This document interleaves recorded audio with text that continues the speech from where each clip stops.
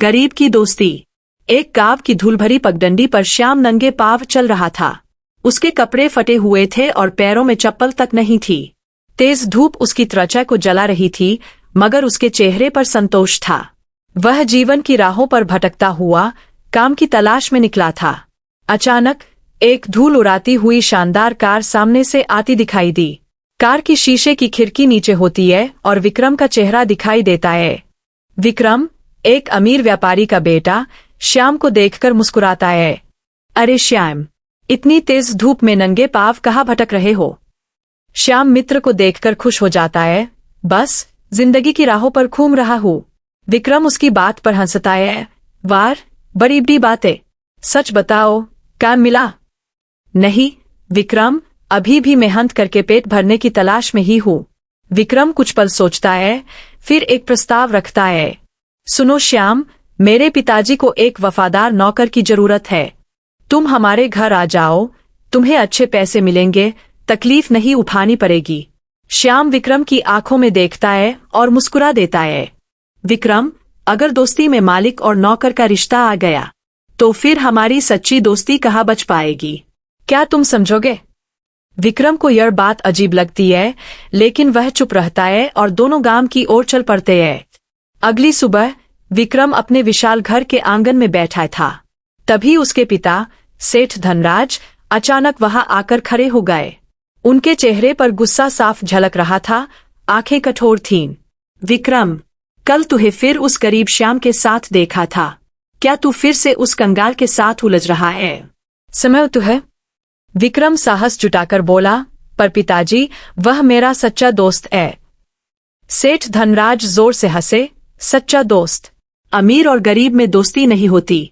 दोस्ती तो बराबरी वालों में होती है, यह दुनिया का नियम है। विक्रम ने विनम्रतापूर्वक कहा। पिताजी, क्या दिल की बराबरी जरूरी नहीं? बेटा, इस दुनिया में रिश्ते पैसों से बनते और टूटते हैं, भावनाओं से नहीं। एक दिन जब जरूरत पड़ेगी तो यही गरीब दोस्त तुझे छोड़ देगा। यह कहकर सेठ जी चले गए और विक्रम के मन में संदेह की एक लहर दौड़ गई। शाम को गांव के चौराहे पर श्याम और विक्रम फिर मिले। श्याम के हाथ में एक छोटी सी पोतली थी जिसमें सूखी रोटियां थीं। विक्रम ने पूछा, क्या लाया है आज भाई? कुछ तो बढ़िया होगा। श्याम मुस्कुराया। बस यही 2 सूखी रोटियां हैं, आज का भोजन। तुझे इस हाल में देखकर मुझे बहुत दुख होता है श्याम, विक्रम बोला। पर मैं भी अपने पिता के सामने मजबूर हूँ, वह गरीबों से नफरत करते हैं। मैं भी अमीर बनना चाहता हूँ विक्रम, श्याम ने दृढ़ता से कहा। लेकिन मेहनत से, किसी के टुकड़ों पर पलकर नहीं, यह मेरा सपना है। विक्रम उसकी बात सुनकर सोच में पड़ गया। उसे श्याम पर गर्व महसूस हुआ। तभी सेठ धनराज के कुछ आदमी वहां आए और विक्रम को बुलाया। चलो, सेठ जी ने तुम्हें बुलाया है, एक आदमी ने कहा। दोनों दोस्त हैरान थे, लेकिन हवेली की ओर चल पड़े। हवेली के भव्य बैठक खाने में सेठ धनराज एक बड़ी कुर्सी पर बैठे थे। श्याम को उनके सामने खड़ा किया गया। विक्रम पास में ही खड़ा था। तो तुम ही हो श्याम, जो मेरे बेटे का सोकॉल दोस्त बना हुआ है। तुम्हें पता है, यह दोस्ती हमारे परिवार की इज्जत के खिलाफ है। श्याम ने साहस से कहा। सेठ जी, दोस्ती दिल से होती है, दौलत से नहीं। सेठ जी की आंखों में चालाकी चमकी। अच्छा, तो साबित करो। क्या तुम साबित कर सकते हो कि तुम्हारी दोस्ती सच्ची है? विक्रम बीच में बोला। पिताजी, दोस्ती कोई सौदा नहीं जो साबित करनी पड़े। सेठ धनराज ने अवज्ञापूर्वक हाथ हिलाया और एक थैली निकाली। इस थैली में 500 सोने के सिक्के हैं। उन्होंने कहा, इन्हें लेकर शहर जाओ और हमारे व्यापार के लिए सामान खरीद कर लाओ। इस काम को पूरा करके दिखाओ तो मानूंगा तुम्हारी ईमानदारी। विक्रम चिंतित हो उठा। पिताजी, आप स्पष्ट रूप से उसकी परीक्षा ले रहे हैं। श्याम ने विक्रम की ओर देखा और एक आश्वस्त करती मुस्कान दी। कोई बात नहीं विक्रम, अगर दोस्ती में ईमानदारी है तो परीक्षा से क्या डर। उसने थैली ली और बिना एक शब्द कहे हवेली से बाहर निकल गया। विक्रम की आंखों में चिंता थी, जबकि सेठ जी रहस्यमय तरीके से मुस्कुरा रहे थे। श्याम जंगल के रास्ते से तेजी से गुजर रहा था, थैली को मजबूती से पकड़े हुए। अचानक 2 डाकू झाड़ियों से कूदकर सामने आए। उनके हाथों में चाकू चमक रहे थे। अरे रे, लगता है यह थैली में कोई खजाना लिए जा रहा है, पहला डाकू गुर्राया। जल्दी से थैली हमें दे दे, नहीं तो तेरी जान ले लेंगे, दूसरे ने धमकी दी। श्याम का दिल जोरों से धड़क रहा था। उसके सामने दो ही रास्ते थे, या तो थैली देकर जान बचाए या फिर डटकर दोस्ती की ईमानदारी को बचाए रखे। उसने मन में दृढ़ निश्चय किया और डाकू के सामने सिर नहीं झुकाया। यह पैसा मेरा नहीं है, यह मेरे दोस्त के पिता का है, श्याम दृढ़तापूर्वक बोला। मैं इसे किसी भी कीमत पर तुम्हें नहीं दूंगा, चाहे मेरी जान ही क्यों न चली जाए। डाकू हंसे। वार, कितना बहादुर है यह गरीब लड़का, सबक सिखाते हैं इसे। पहला डाकू श्याम पर झपटा, लेकिन श्याम फुर्तीला था, वह पीछे हट गया। उसने जमीन से एक पत्थर उठाया और डाकू की टांग पर जोरदार प्रहार किया। डाकू चीखा और लड़खड़ा कर गिर पड़ा, दर्द से कराहने लगा। दूसरा डाकू गुस्से से आग बबूला हो गया और श्याम पर टूट पड़ा। ठीक उसी समय घोड़े की टापों की तेज आवाज नजदीक आती सुनाई दी। विक्रम घोड़े पर सवार, हाथ में तलवार लिए, रोशनी की किरण की तरह आ धमका। सुनो दुष्टों, मेरे दोस्त को छोड़ दो, वरना तुम्हारा अच्छा नहीं होगा। डाकू विक्रम को तलवार के साथ देखकर घबरा गए। उनकी हिम्मत जवाब दे गई। वे दोनों मौका देखकर जंगल की ओर भाग निकले, अंधेरे में गुम हो गए। श्याम अब भी थैली को अपनी छाती से चिपकाए हुए था, सुरक्षित और सही सलामत। विक्रम घोड़े से कूदा और अपने दोस्त के पास दौड़कर आया। तू ठीक तो है ना? हाँ विक्रम, बस कुछ खरोंचे आई है। श्याम ने राहत की सांस ली। पर तू यहाँ कैसे आ गया? मैंने तो तुझे हवेली में ही छोड़ा था। मुझे तेरी चिंता सता रही थी, इसलिए तेरे पीछे पीछे चला आया, विक्रम बोला। दोनों दोस्तों ने एक दूसरे को गले लगा लिया। दोस्ती का असली मूल्य समझ आया था। विक्रम बोला, श्याम, तू चाहे जितना भी गरीब क्यों न हो, लेकिन तेरी दोस्ती और तेरा साहस किसी अमीर के खजाने से ज्यादा कीमती है। मेरे पिता गलत थे, मैं आज यह मानता हूँ। श्याम मुस्कुराया। दोस्ती में अमीर गरीब नहीं, दिल देखा जाता है, विक्रम। फिर दोनों हवेली की ओर चल पड़े, इस बार विजय की भावना के साथ। सेठ धनराज की योजना विफल हो गई थी और वह इससे अनजान थे। हवेली में सेठ धनराज उनका इंतजार कर रहे थे, आंखों में अविश्वास की चमक। श्याम ने बिना एक शब्द कहे सोने की थैली उनके सामने मेज पर रख दी। तो तुम सुरक्षित लौट आए, सेठ जी ने ठंडे स्वर में कहा। उन्होंने थैली खोली और सिक्के गिनने लगे। हर एक सिक्का मौजूद था, एक भी सिक्का गायब नहीं। उनकी आवाज में हैरानी झलक रही थी। वाकई तुम एक ईमानदार और सच्चे इंसान हो, श्याम। मैं माफी चाहता हूँ सेठ जी कि आपका सामान नहीं ला पाया, श्याम ने कहा। कोई बात नहीं, सामान तो मैं अपने आदमियों से मंगवा लूंगा, सेठ जी बोले। विक्रम आगे बढ़ा।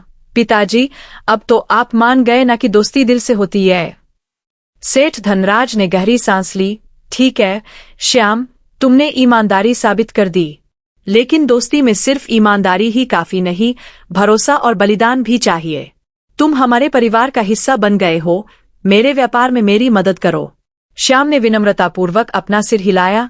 सेठ जी, यह जिम्मेदारी तो मैं खुशी से निभाऊंगा, लेकिन मैं एक शर्त पर आपकी मदद करूंगा, उसने दृढ़ता से कहा। मैं अपनी मेहनत से आगे बढ़ना चाहता हूँ, किसी के एहसान के सहारे नहीं। सेठ धनराज पहली बार श्याम की इस सोच से प्रभावित हुए बिना न रह सके।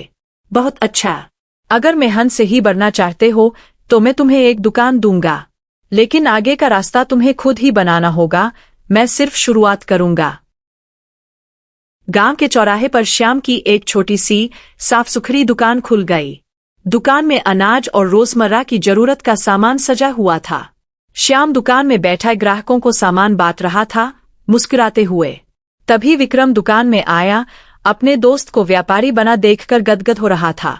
तो भाई, आज तू एक सफल व्यापारी बन गया, विक्रम ने गर्व से कहा।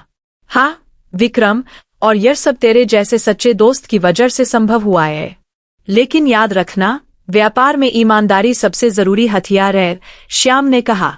तभी एक बूढ़ा और गरीब आदमी दुकान में आया, उसके चेहरे पर भूख साफ थी। बेटा श्याम, घर में चूल्हा नहीं जला, क्या थोड़ा अनाज उधार दे सकते हो? श्याम ने बिना एक पल की हिचकिचाहट के चावल की एक पोटली निकाली। यह लीजिए काका, जब हाल अच्छी होगी तब दे देना, उसने कहा। विक्रम हैरान था। श्याम, अगर तू हर किसी को उधार देगा तो व्यापार कैसे चलेगा? श्याम मुस्कुराया। विक्रम, अगर व्यापार का मतलब सिर्फ पैसा कमाना होता तो मैं यह दुकान कभी नहीं खोलता। मेरा व्यापार लोगों की सेवा के लिए भी है। विक्रम उसकी बात से गहराई से प्रभावित हुआ। उसने एक सच्चा इंसान देखा। उसने सोचा, श्याम का दिल तो सचमुच सोने से भी ज्यादा चमकदार और कीमती है। श्याम की ईमानदारी और दयालुता की ख्याति पूरे गांव में फैलने लगी। लोग उसकी दुकान से खरीदारी करने लगे, उस पर अटूट विश्वास करते थे। लेकिन यह सब गांव के एक दूसरे व्यापारी लाला हरिप्रसाद को पसंद नहीं आया। वह श्याम की बढ़ती लोकप्रियता से जलने लगा। उसकी दुकान सूनी पर गई। एक शाम वह अपने 2 गुंडों के साथ हवेली के बाहर बैठा साजिश रच रहा था। यह गरीब लड़का अगर ऐसे ही चलता रहा तो मेरा धंधा चौपट हो जाएगा। हमें इसका कोई इंतजाम करना होगा, इसे सबक सिखाना होगा। वह गुर्राया। एक गुंडा बोला, मालिक, अगर इसकी दुकान में चोरी हो जाए तो? हाय, और चोरी का इल्जाम इसी पर लग जाए? लाला शातिराना हंसा। तो लोग इस पर से भरोसा उठा लेंगे और यह गांव छोड़कर भाग जाएगा। बहुत बढ़िया विचार है। आज रात ही इसका इंतजाम करते हैं, उसने आदेश दिया। आधी रात का समय था। चारों ओर सन्नाटा और अंधेरा छाया हुआ था। 2 अंधेरी परछाइयां श्याम की बंद दुकान के पास सरकती हुई आईं। एक गुंडे ने ताला तोड़ा, दूसरा अंदर घुसकर अनाज की बोरियां बाहर फेंकने लगा। जल्दी करो, कोई जाग गया तो मुश्किल हो जाएगी, पहले गुंडे ने फुसफुसाया। सारा माल गोदाम में छिपा देते हैं, फिर लोग इसे ही चोर समझेंगे। दोनों गुंडे अनाज की बोरियां उठाकर लाला के गोदाम में ले गए। उन्होंने माल वहां छिपा दिया और अंधेरे में गायब हो गए। अगली सुबह गांव में हड़कंप मच गया जब दुकान की लूट का पता चला। लोग दुकान के सामने इकट्ठा हो गए। श्याम हैरान और उदास खड़ा था। अरे भगवान, श्याम की दुकान लूट गई। यह ईमानदार लड़का बर्बाद हो गया। अब यह क्या करेगा? इसने तो सबको उधार भी दिया हुआ है। तभी लाला हरिप्रसाद वहां आया, चेहरे पर नकली चिंता लिए हुए। अरे यह तो बहुत बुरा हुआ श्याम, उसने मीठी आवाज में कहा। पर कहीं ऐसा तो नहीं, खुद ही चोरी का नाटक रचकर बदनामी मिटा रहे हो? श्याम हैरान रह गया। लाला जी, आप यह क्या कह रहे हैं? विक्रम, जो अभी अभी वहां पहुंचा था, आग बबूला हो गया। बस करो लाला हरिप्रसाद, तुम जैसे लोग ईमानदारी की कद्र नहीं कर सकते। अगर श्याम चोर होता तो कभी गरीबों की इतनी मदद करता क्या? गांव वाले विक्रम की बात से सहमत होने लगे। हाँ, श्याम तो ईमानदार है। लाला हरिप्रसाद गुस्से से भर उठा। अच्छा, तो साबित करो, सच्चाई सामने लाओ, नहीं तो यही मान लूंगा कि यह स्वयं दोषी है। शाम को विक्रम और श्याम ने चोरी के सुराग ढूंढने का फैसला किया। वे दुकान के आसपास जमीन पर घुटने टेककर बारीकी से देखने लगे। अचानक टूटे हुए ताले के पास एक चमकती हुई चीज ने श्याम का ध्यान खींचा। यह एक टूटा हुआ सस्ता कड़ा था जिस पर एक निशान बना हुआ था। विक्रम, देखो यह, श्याम ने उत्साहित होकर कहा। यह कड़ा तो लाला के गुंडे नंदू का है। मैंने इसे पहचान लिया है। अगली सुबह गांव वाले फिर से चौराहे पर इकट्ठा हुए। लाला हरिप्रसाद अभी भी अकड़ के खड़ा था। क्या सबूत मिला? श्याम ने वह कड़ा निकालकर सबके सामने ऊंचा कर दिया। गांव वालों, यह कड़ा लाला के आदमी नंदू का है। यही मिला है। एक बूढ़े व्यक्ति ने कहा। हाँ, मैंने भी नंदू को यह कड़ा पहने देखा है। अब सबकी निगाहें डरते हुए नंदू पर टिक गईं, जो पीछे छिपने की कोशिश कर रहा था। बोल नंदू, सच्चाई बता, वरना पुलिस को बुला लूंगा, विक्रम ने दबाव डाला। नंदू कांपने लगा, आंसू उसकी आंखों में आ गए। मैंने नहीं किया। यह सब लाला हरिप्रसाद के कहने पर हुआ है। चोरी का माल उसके गोदाम में है। गांव वाले गुस्से से भर उठे। उन्होंने लाला के गोदाम की तलाशी ली। वहां से सारा लूटा हुआ अनाज बरामद हो गया। सबूत स्पष्ट था। धोखेबाज, तूने एक ईमानदार पर झूठा इल्जाम लगाया। लोग चिल्लाए। लाला हरिप्रसाद को गांव वालों के गुस्से का सामना करना पड़ा। उसकी दुकान पर लोगों ने बहिष्कार कर दिया। उसकी इज्जत धूल में मिल गई। लेकिन उसके मन में बदले की आग जलने लगी। उसने विक्रम को निशाना बनाया। एक सुबह जब विक्रम कार से बाहर जा रहा था, लाला के आदमियों ने हमला किया। उन्होंने रास्ते में एक बड़ा पत्थर रख दिया। विक्रम की कार उससे टकरा गई। कार पलट गई और विक्रम बुरी तरह घायल होकर बेहोश अंदर फंस गया। संयोग से श्याम उसी रास्ते से सामान लेकर लौट रहा था। उसने पलटी हुई कार और भीतर फंसे विक्रम को देखा। उसका दिल धक से रह गया। विक्रम, ओ मेरे भाई, वह चिल्लाया और बिना समय गवाए दौड़ा। उसने कार का दरवाजा खोला और बेहोश विक्रम को बाहर निकाला। उसके सिर से खून बह रहा था। श्याम ने उसे उठाया और अस्पताल की ओर दौड़ पड़ा। डॉक्टर साहब, बचाइए मेरे दोस्त को, जल्दी कुछ कीजिए, उसने गुहार लगाई। कुछ ही देर में विक्रम के माता पिता भी अस्पताल पहुंच गए, आंसू बहाते हुए। डॉक्टर बाहर आया। विक्रम के सिर में गहरी चोट है, खून की कमी है। उसे तुरंत बी ग्रुप के खून की जरूरत है, वरना जान जोखिम में पड़ जाएगी। यह सुनकर सबकी सांसें अटक गईं। सेठ धनराज हताश होकर खड़े रह गए। तभी श्याम आगे बढ़ा। डॉक्टर साहब, मेरा खून लीजिए, मैं बी ग्रुप हूँ। हम दोनों का ब्लड ग्रुप एक ही है, मैंने पहले ही पता कर लिया था। डॉक्टर ने श्याम का खून लिया और विक्रम को चढ़ाया। जान बचाने का प्रयास हुआ। कुछ घंटों की बेचैन प्रतीक्षा के बाद विक्रम की आंखें खुल गईं। वह कमजोर था, लेकिन जीवित था। उसने श्याम को अपने बिस्तर के पास देखा। श्याम, तूने मेरी जान बचाई, विक्रम ने कमजोर स्वर में कहा। हाँ भाई, और मैं हमेशा तेरे साथ रहूंगा। श्याम की आंखों में आंसू थे। विक्रम के माता पिता ने श्याम को गले लगा लिया, आभार से भर उठे। सेठ धनराज ने श्याम के हाथ थामे। माफ करना बेटा, मैंने तुझे कम आंका था। आज तूने साबित कर दिया कि सच्ची दोस्ती जान से भी प्यारी होती है। इस घटना के बाद सेठ धनराज ने पुलिस को बुलाया और सबूत इकट्ठे किए। एक गवाह ने बताया कि उसने लाला के आदमियों को विक्रम की कार से छेड़छाड़ करते देखा था। लाला हरिप्रसाद को गिरफ्तार कर लिया गया और उसके अपराधों की सजा मिली। गांव में एक बार फिर शांति और खुशहाली लौट आई। श्याम की दुकान फिर से खुल गई और इस बार उसकी ख्याति और बढ़ गई। लोग उसकी ईमानदारी और विक्रम के प्रति उसके बलिदान की कहानी सुनाते थे। विक्रम और श्याम की दोस्ती गांव की एक मिसाल बन गई, एक किंवदंती। वे साथ साथ रहते, काम करते और गांव की भलाई